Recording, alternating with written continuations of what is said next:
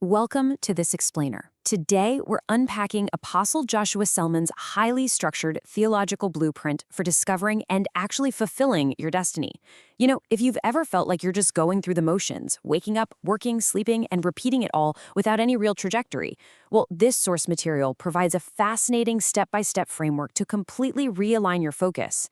And why does a structured blueprint matter to us today? Because, let's face it, we live in a world obsessed with doing more, yet millions of us are left feeling totally empty. Selman argues that true alignment is literally the only antidote to that modern emptiness. So let's explore exactly how he maps this all out. Okay, so here's the journey we're taking today. We'll start with purpose versus ambition, move into defining true fulfillment, look at God's three-part agenda, tackle identity and origin, dive into purpose and potential, and finally wrap up with the final destination. All right, let's jump right into part one, purpose versus ambition.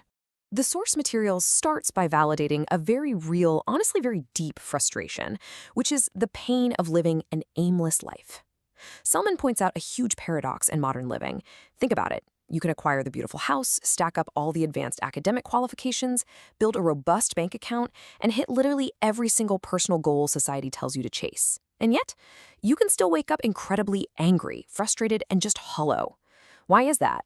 Well, according to this framework, acquiring things is just a faulty parameter for defining success. If you're aiming at the wrong target, hitting a bullseye doesn't mean you win, right?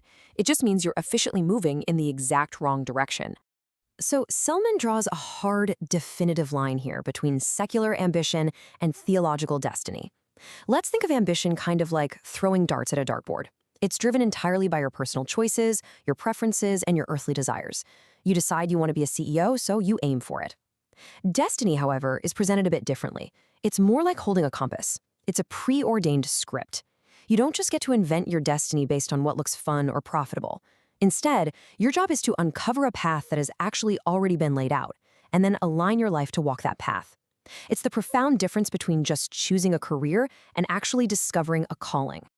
Moving on to section 2, defining true fulfillment.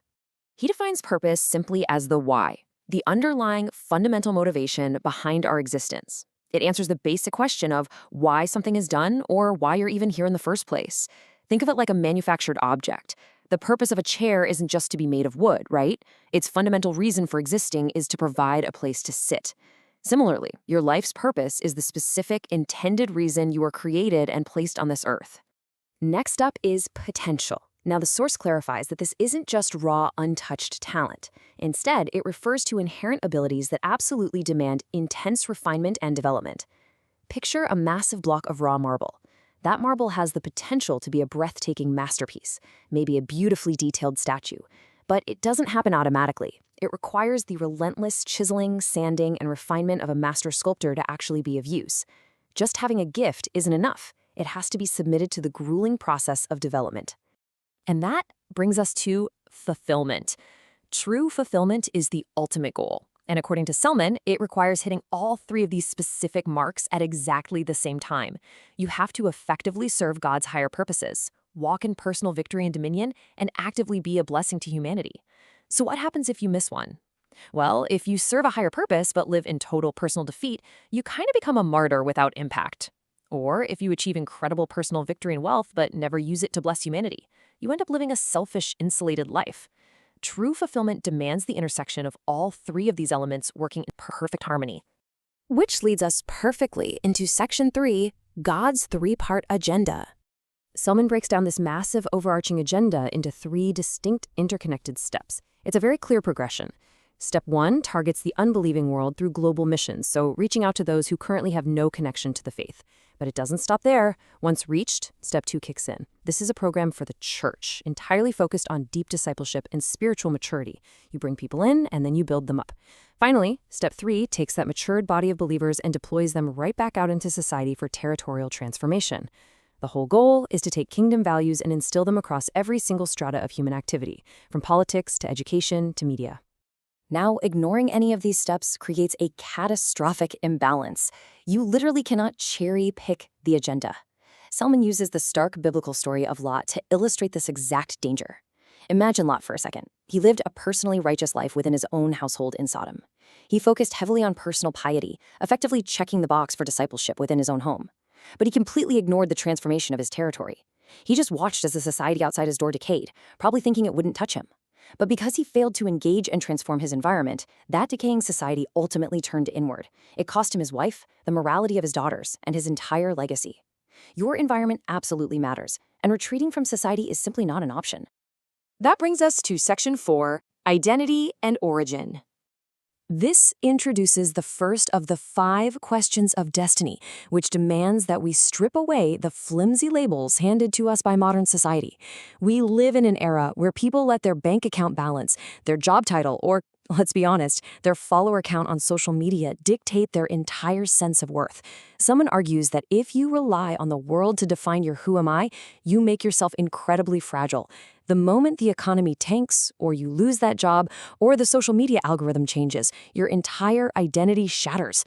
You'll quickly be bullied out of your confidence by metrics that were never, ever meant to measure a human soul. So, to survive, your true identity must be anchored in something permanent. The source posits scriptural definitions for this: a child of God, a royal priesthood, light, salt, and a battle axe. Consider that last metaphor for a second, a battle axe for God's purposes. When you start viewing yourself as an instrument of impact, a weapon designed to wreak havoc on negativity, darkness, and systemic issues, your daily posture completely shifts. You stop walking into a room wondering if people like you, and you start walking into the room knowing you are there to make a definitive, powerful change. You elevate your self-worth entirely beyond any fluctuating physical or economic circumstances. Once you know exactly who you are, the next logical question is, where am I from? And Selman argues this has absolutely nothing to do with your earthly zip code, the specific city you were born in, or the economic background of your parents. It completely challenges the geographical and genetic limitations we unconsciously just accept as barriers. Knowing you are from above means you inherit the spiritual backing and resources of the Father. Think of it like a limitless global supply chain. Every natural territory on Earth has severe limitations, right? A developing nation might lack infrastructure. A wealthy nation might suffer from severe social isolation or economic volatility. But if you trace your origin to a higher, divine source, you aren't subject to the limitations of your physical location. You tap into an uninterrupted, unlimited supply chain of wisdom, favor, and defense that entirely bypasses whatever regional disadvantages happen to surround you. Moving right along to Section 5, Purpose and Potential.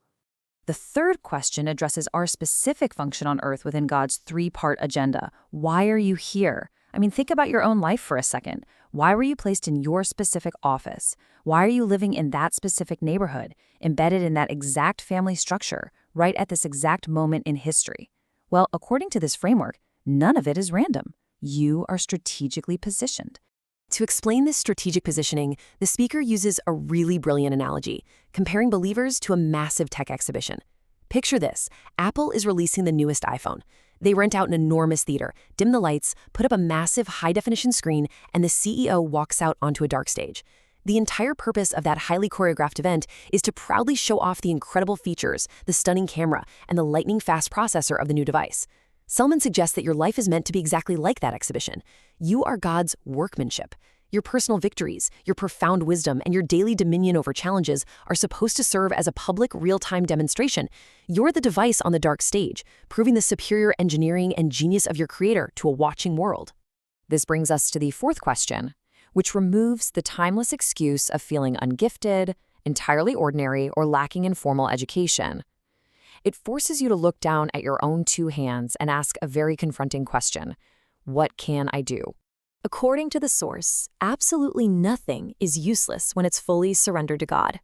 Take a close look at these biblical figures. Moses was a fugitive shepherd holding nothing but a piece of dead wood, a simple rod. Yet when surrendered, that ordinary piece of wood was used to part the Red Sea and cripple an entire empire. Then you have Esther, an orphan who found herself navigating the incredibly dangerous politics of a royal palace. She leveraged her positional influence to literally save her entire race from genocide.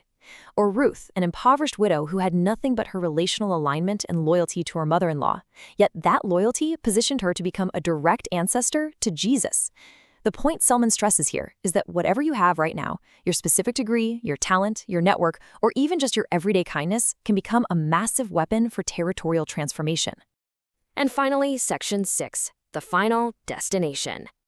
Selman recounts a profoundly chilling moment of realization he experienced while visiting a mortuary.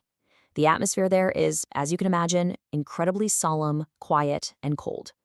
Standing among the deceased, he realized that every dead body silently preaches the most powerful, undeniable sermon about the absolute brevity of human life. In that cold room, death is the ultimate equalizer. As he noted, there's no such thing as a professor dead body or a billionaire dead body. They all lay there facing the exact same physical end, completely stripped of all the earthly reputation, titles, and vanity they spent decades fighting for. If you don't understand the urgency that a lifeless body preaches, there's a fundamental level of wisdom regarding how to spend your days that you simply cannot possess. So, look deeply at your daily actions. Are they actually aligned with a destiny that will outlive you, or are you just spinning your wheels on ambition that ends in the grave? The ultimate test of this theological framework isn't what you acquire, but exactly how you spend the incredibly brief time you have. When your curtain inevitably closes, what sermon will your life have preached to the world left behind? Think about that and let the weight of that question shape your priorities today.